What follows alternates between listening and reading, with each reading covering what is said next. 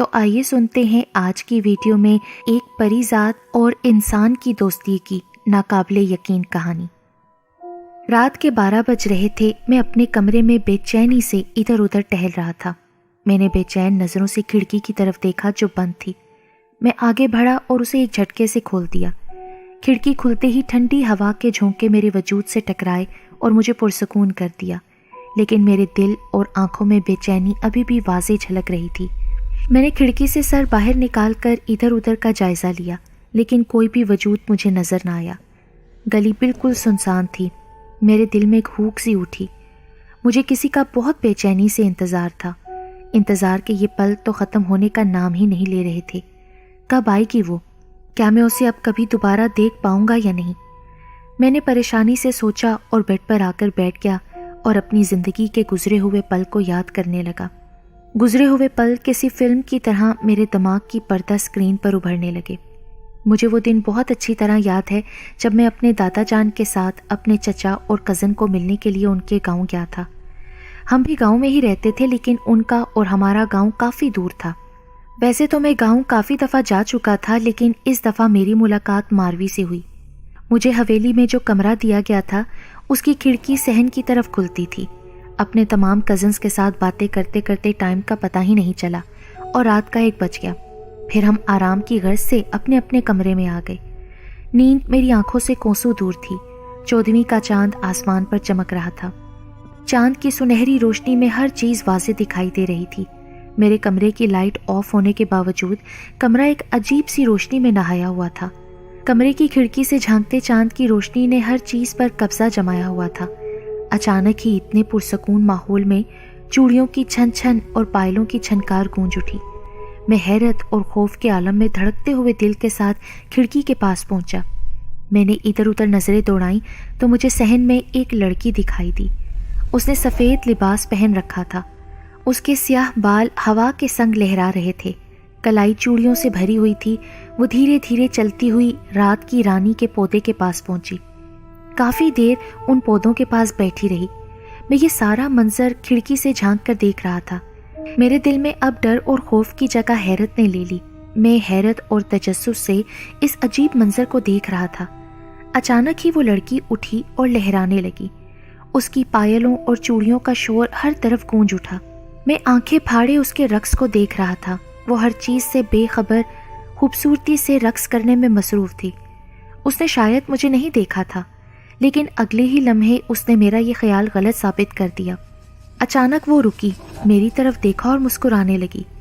وہ بے انتہا خوبصورت تھی۔ مجھے اس کے دیکھنے کا انداز بہت پیارا لگ رہا تھا۔ پھر میری آنکھوں نے ایک بہت ہی دل دہلا دینے والا بھیانک منظر دیکھا۔ اس کی شکل بدلنے لگی، اس کا قد چھوٹا ہونے لگا۔ ایک ہی لمحے میں وہ ایک خوبصورت حسینہ سے ایک بلی میں تبدیل ہو گئی۔ خوف سے میرا جسم کانپ رہا تھا، دل ایسے دھڑک رہا تھا جیسے ابھی سینہ پھاڑ کر باہر آ جائے گا۔ قدم زمین پر جم سے گئے تھے۔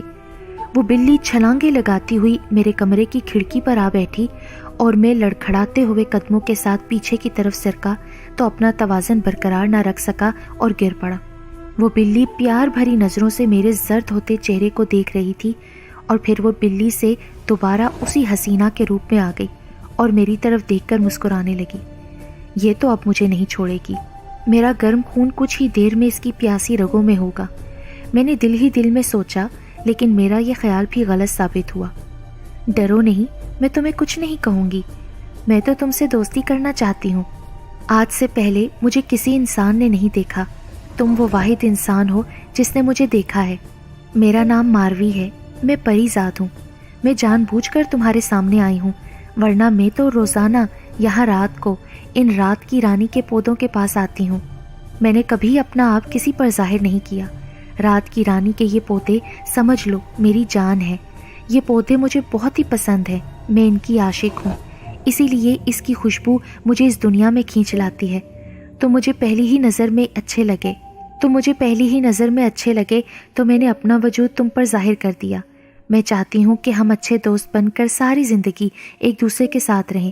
مجھے امید ہے کہ تم میری دوستی کی یہ آفر کبھی نہیں ٹھکراؤ گے۔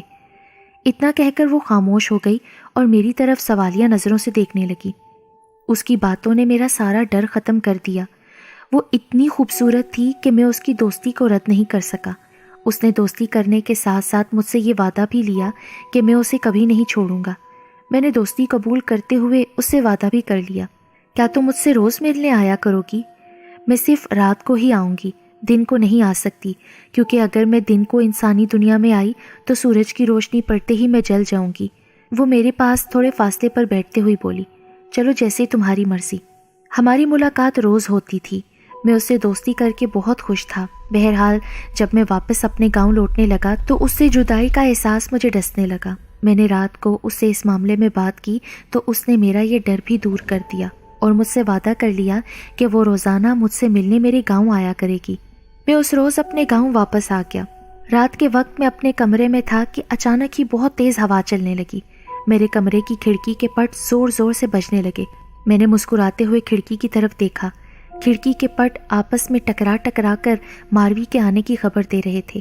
میرے کمرے میں عجیب سی مدہوش کر دینے والی خوشبو پھیلنے لگی، بالکل ایسی ہی خوشبو جیسے رات کی رانی کے پودوں سے آتی ہے، اور مجھے پھر میاؤں میاؤں کی ہلکی ہلکی آوازیں سنائی دینے لگیں۔ کچھ ہی دیر میں ایک بلی کھڑکی کے درمیان میں کھڑی تھی۔ بلی چھلانگ لگا کر کمرے میں داخل ہوئی اور ایک دم ہی ماروی کے روپ میں آ گئی۔ آج آنے میں تم نے دیر کیوں کر دی؟ بس کیا بتاؤں، میری کچھ مجبوریاں ہیں، وہ یہ کہتی ہوئی ہمیشہ کی طرح میرے سے تھوڑے فاصلے پر بیٹھ گئی۔ اوہو، تمہاری بھی مجبوریاں ہیں؟ تم تو بالکل آزاد ہو، مجبوریاں تو انسانوں کی ہوتی ہیں۔ تم گلے شکووں میں فضول کی باتیں کرو گے تو میں چلی جاؤں گی۔ اچھا ٹھیک ہے، گلا شکوہ تم سے نہیں کروں گا۔ میں نے یہ کہا تو وہ مسکراتی۔ وقت کا پتہ ہی نہیں چلا اور رات ہماری باتوں میں ہی بیت گئی۔ ماروی کے جانے کے بعد میں لمبی تان کر سو گیا۔ دن بہت تیزی سے گزر رہے تھے۔ میری اور ماروی کی دوستی میں اضافہ ہوتا چلا گیا۔ اب تو میں جب تک اس سے بات نہ کر لیتا مجھے سکون نہیں ملتا تھا۔ ایک بے چینی اور گھبراہٹ سی ہونے لگتی تھی۔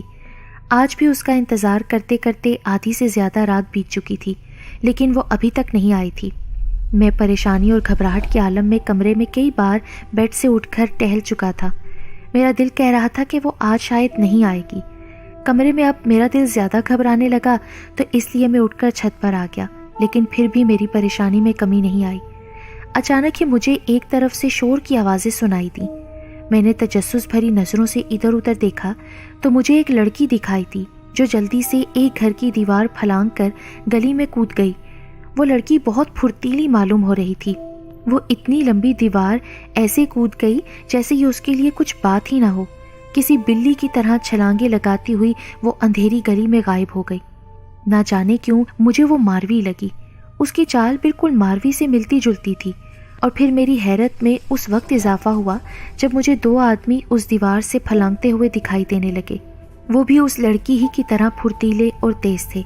وہ آدمی سیاہ لباس میں دو سائے سے معلوم ہو رہے تھے۔ چند سیکنڈ میں ہی وہ سائے بھی اندھیری گلی میں غائب ہو گئے۔ اس گھر سے اب چیخو پکار کی آوازیں سنائی دینے لگیں۔ میرے گھر کے تمام افراد بھی اس چیخو پکار سے اٹھ گئے۔ امی اور ابو اس گھر کی طرف چلے گئے جہاں سے شور اور چیخو پکار کی آوازیں سنائی دے رہی تھیں۔ میں اپنے کمرے میں آ گیا اور اس لڑکی کے بارے میں سوچنے لگا۔ وہ یقیناً ماروی تھی۔ وہ اس گھر میں کیا کر رہی تھی؟ اور سیاہ لباس میں وہ دو آدمی کون تھے؟ ان تینوں کا آپس میں کیا رشتہ ہے؟ وہ تو پری ذات ہے، اسے لوگوں کے گھر جانے کی کیا ضرورت ہے؟ ایسے ہی سوالات میرے دماغ کو الجھا رہے تھے۔ اسی کشمکش میں نیند مجھ پر غالب آ گئی۔ صبح ناشتے کی ٹیبل پر پتہ چلا کہ رات کو ساتھ والے گھر میں قتل ہو گیا ہے۔ قتل کا سن کر میرا دماغ معاف ہو گیا۔ نہ جانے مجھے کیوں ایسے لگا کہ یہ قتل ماروی نے اپنے ساتھیوں کے ساتھ مل کر کیا ہے، کیونکہ وہ رات کو مجھ سے ملنے بھی نہیں آئی تھی اور یہ سب پہلی بار ہوا تھا۔ ابو پر قتل ہوا کیسے اور کس نے کیا؟ ساتھ والے گھر میں کسی کو تیز دھار آلے کی مدد سے قتل کیا گیا ہے۔ قتل کرنے والی کوئی لڑکی تھی اور اس کے ساتھ دو آدمی بھی تھے، پر وہ آنن فانن کہیں رو پوش ہو گئے۔ لوگ ان کو ساری رات ڈھونڈتے رہے لیکن قاتلوں کا کہیں بھی پتہ نہ چلا۔ ان لوگوں کو آسمان کھا گیا یا زمین نکل گئی۔ پولیس بھی آ کر اپنی تحقیقات کر گئی ہے لیکن کوئی بھی ثبوت ابھی تک نہیں ملا اور نہ ہی قاتلہ لڑکی اور اس کے ساتھیوں کا کچھ پتہ چلا ہے۔ ابو کی باتیں سن کر میں پریشان ہو گیا۔ اب ماروی سے مجھے خوف آنے لگا۔ میرا دل کہہ رہا تھا کہ یہ قتل ماروی نہیں کیا ہے اور وہ کوئی پری ذات نہیں بلکہ انسانوں کا شاید خون پینے والی کوئی خوفناک چڑیل ہے۔ میں نے ٹھیک طرح سے ناشتہ بھی نہیں کیا اور فوتگی والے گھر چلا گیا۔ ماروی کی شکل بہت ہی خوفناک لگ رہی تھی۔ وہ اس وقت بھیانک چڑیل بن کر میرے سامنے کھڑی مجھے خونخوار نظروں سے گھور رہی تھی۔ اس کا سارا جسم کالے سیاہ بالوں سے بھرا ہوا تھا، بڑی بڑی سرخ آنکھوں سے وحشت ٹپک رہی تھی، لمبے دانت سرخ ہونٹوں سے باہر نکلے ہوئے تھے، لمبے لمبے ناخنوں والے ہاتھوں میں تیز دار خنجر اٹھائے وہ میری طرف بڑھ رہی تھی۔ تم میری حقیقت جان گئے ہو، اب تو میں تمہیں زندہ نہیں چھوڑوں گی۔ اتنا کہہ کر وہ زور زور سے کہے لگانے لگی۔ خوف سے میرا جسم کانپ رہا تھا اور میں نہیں میں سر ہلاتے ہوئے پیچھے سرک رہا تھا۔ اس نے پھرتی سے اپنا ہاتھ لہرایا، مجھے اپنی شہرک پر تیز دھار خنجر محسوس ہوا اور میں درد کی شدت سے تڑپنے لگا۔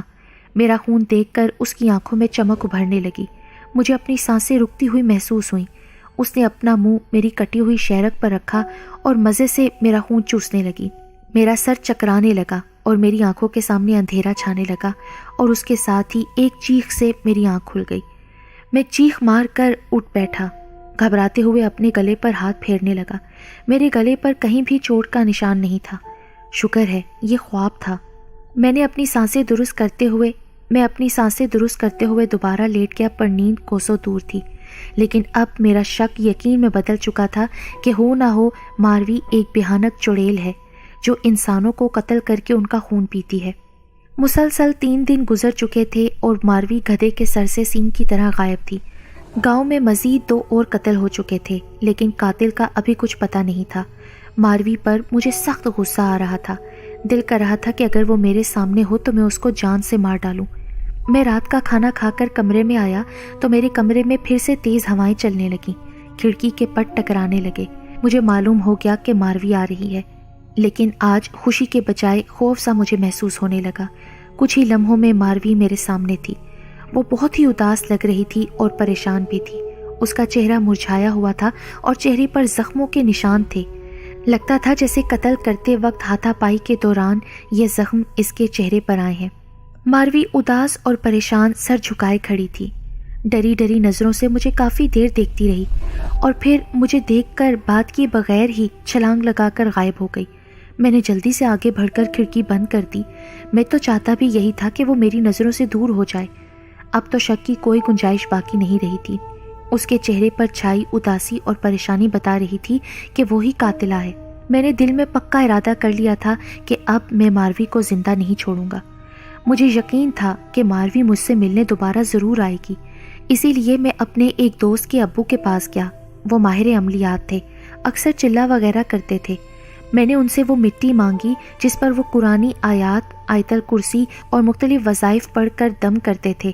چلہ کرنے سے پہلے وہ وہی مٹی حصار کھینچنے کے لیے استعمال کرتے تھے۔ میں ان سے وہ دم کی ہوئی مٹی لے آیا اور اپنے پاس رکھ لی۔ مسلسل 5 روز سے میں ماروی کے انتظار میں تھا، لیکن وہ نہیں آ رہی تھی۔ میری پریشانی اور الجھن میں اضافہ ہو رہا تھا۔ ایک رات آخر کار میرا انتظار ختم ہوا۔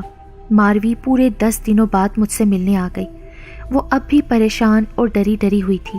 میں اس کے ساتھ اپنا رویہ نارمل رکھنا چاہتا تھا کیونکہ میں اپنے پلان میں کامیابی حاصل کرنا چاہتا تھا۔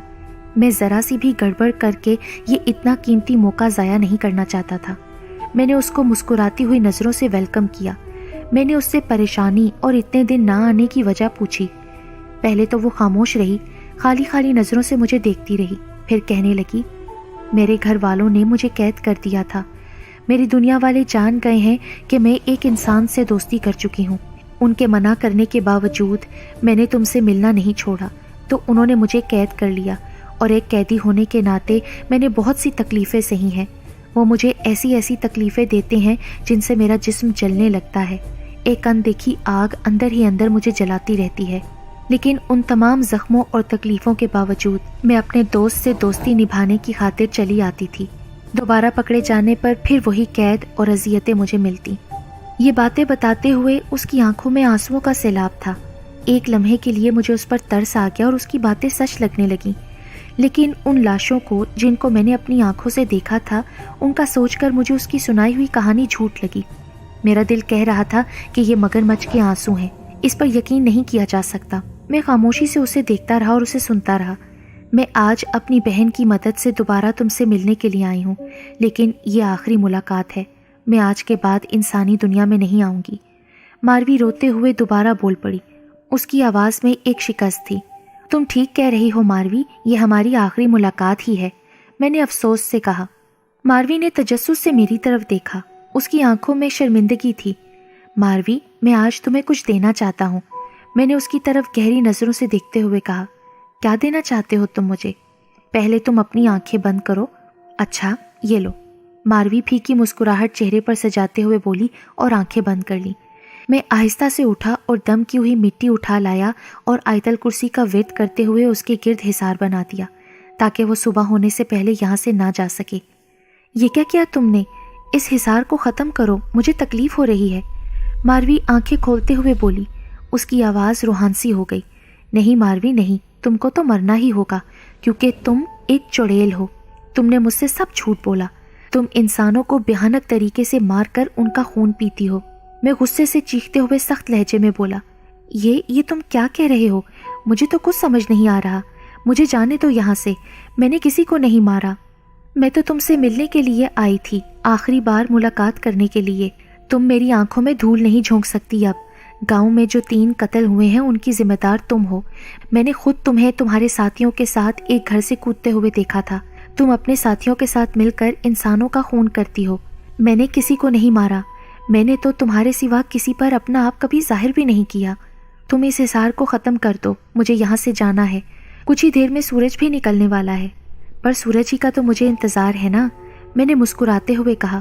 میری آنکھوں میں جیت کی چمک تھی۔ بہت پچھتاؤ گے تم غلط سمجھ رہے ہو مجھے۔ میں نے تو تمہاری دوستی کی خاطر بہت تکلیفیں اٹھائی ہیں۔ تم بہت ہی بے وفا ہو، تم انسان ہوتے ہی بے وفا ہو۔ میں تو اس لیے تم سے دور جا رہی تھی کہ میری دوستی محبت میں بدل چکی تھی، یہ جاننے کے باوجود بھی کہ تمہارا اور میرا ملاپ ناممکن ہے۔ پھر بھی نہ چاہتے ہوئے میری دوستی محبت میں بدل گئی اور محبت بہت آگے نکل گئی۔ لیکن تم مجھ سے اس قدر نفرت کرتے ہو، مجھے اس کی امید نہیں تھی۔ میں تو تمہاری دوستی پر فخر کرتی تھی۔ میں تو سوچتی تھی کہ تم سے اچھا انسان کوئی ہوگا ہی نہیں۔ تم کیا سمجھتی ہو میں تمہاری چکنی چپڑی باتوں میں آ جاؤں گا؟ تمہارا خیال غلط ہے، تم جھوٹی ہو۔ دوستی کو تم نے کھیل سمجھا، انسانوں کو مار کے تم نے میری دوستی کا مان توڑا ہے۔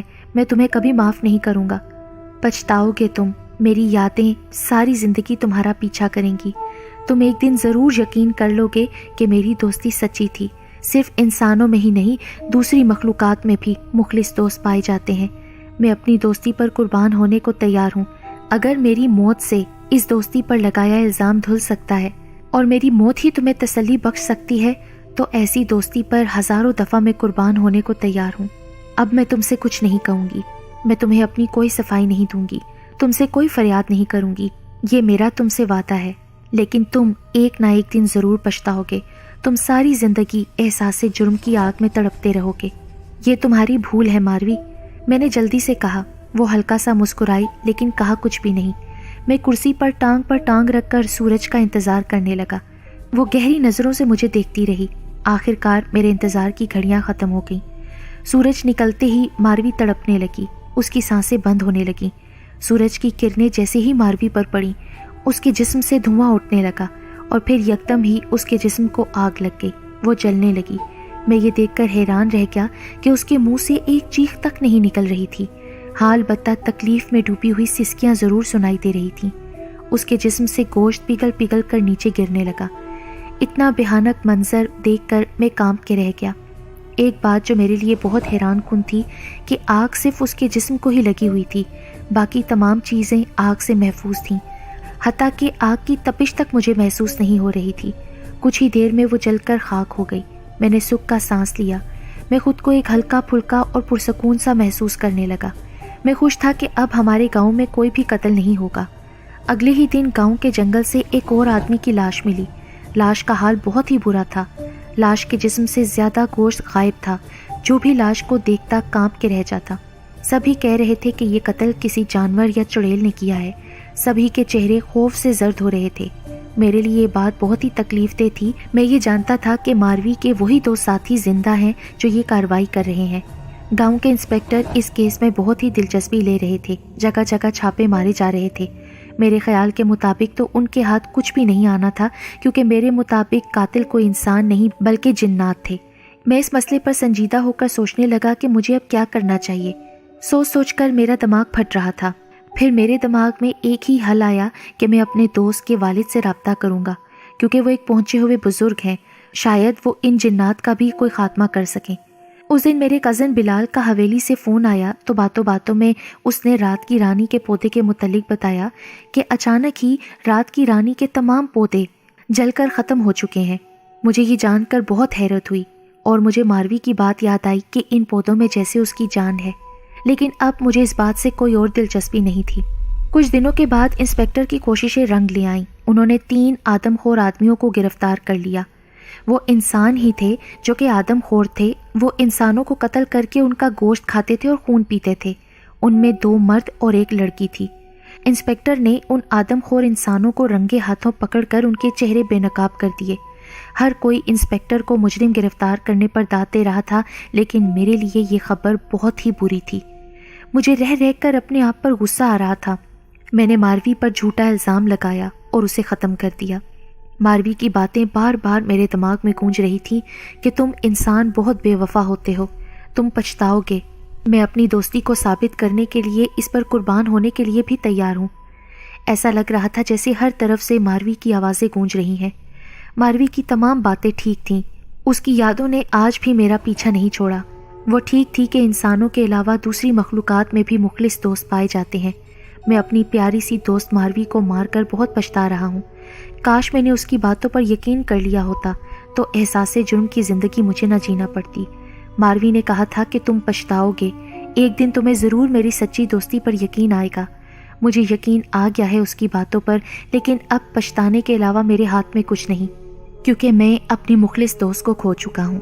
لیکن آج بھی کھڑکی کھولے میں اس کی رات دیکھتا رہتا ہوں کہ کاش وہ پھر سے زندہ ہو کر آ جائے، لیکن ایسا کبھی نہیں ہوگا۔ مجھے اس کو صرف یاد کرنا